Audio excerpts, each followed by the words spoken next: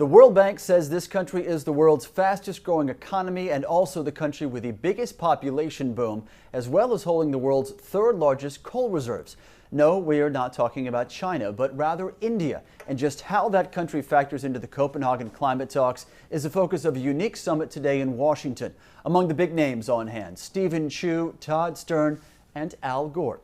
Clean Sky's Dan Goldstein is back now from the summit joining us. And Dan, we've heard India's leaders say their country is not one of the main culprits behind the rising emissions here. Is that the same message they intend to take to Copenhagen? Because it does not sound especially conciliatory. Well, we're going to hear that probably a lot, but they do admit that they are vulnerable to climate change, especially rainfall variations. They are watching Himalayan glaciers recede. They say that they are not in the same shape that they were 30 years ago. They say as many as 2 million people could be threatened by flooding of the Ganges River as those glaciers melt. But they also say, Tyler, that basically they want to be a high-growth, low-emission country, and they think they can do that. And they're saying that for the rest of the world, basically, the population, not emissions, is driving the levels. And essentially, like you said, we saw big names come out in the climate field today. Energy Secretary Stephen Chu, climate envoy Todd Stern. And later, obviously, we're going to have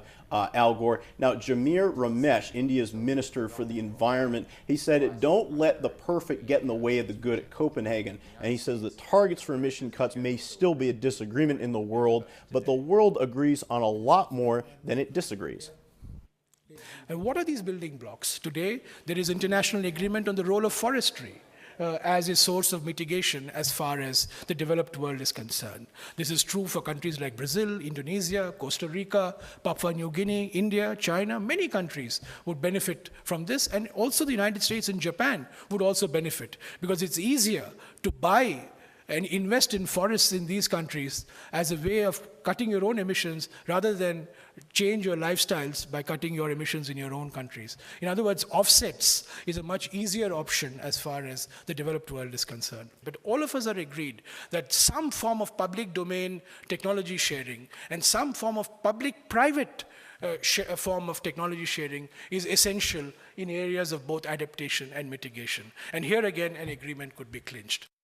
Now, one of the things that the Indians are very, very concerned about is electricity. They say that right now, according to the World Bank, 40% of Indian homes lack electricity, and that's why the World Bank is helping out with building 9 coal-fired power plants in India over the next decade.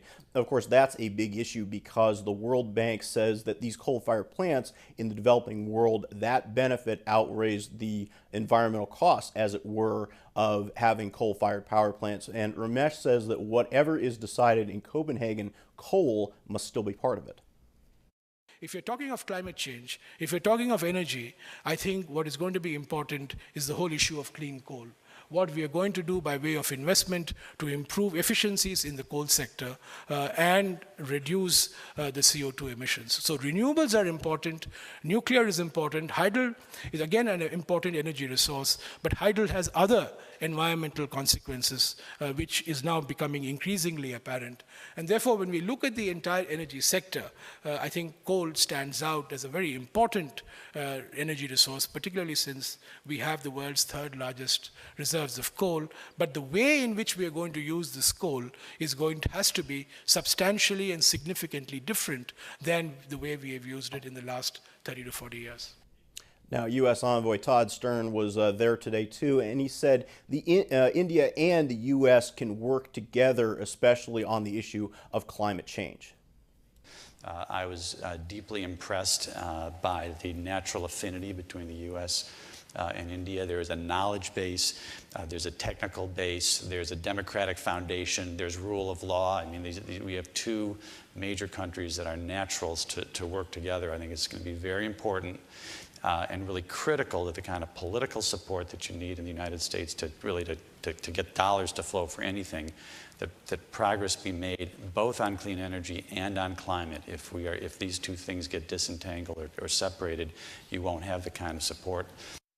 Now, bottom line, India says when it comes to Copenhagen, it does not want to be a, quote, deal breaker, but it does say that others may steal a deal. And Tyler, that may be a veiled comment towards India, which is the biggest rival in the region. Yeah, when you're talking about China, absolutely right, and not such veiled comments between the U.S. and China there. Dan, you had Minister Ramesh just a moment ago talking about the role of nuclear generation in India. This is an area where that country has become more active over the last months, much less years. That's right, and we're going to see Indian powered, basically nuclear powered, ramp up in the next few years. And in fact, it's interesting because they almost sounded a lot like the Republicans we saw yesterday in the Senate saying, where's the nuclear power in this agreement, especially on Boxer carry. So they're very concerned about whatever comes out of Copenhagen, that it's got to include some language that's favorable to them on coal, and also that it's got to encourage some language that's favorable to them on nuclear power development as well. All right, Dan Goldstein reporting. Thanks a lot, Dan.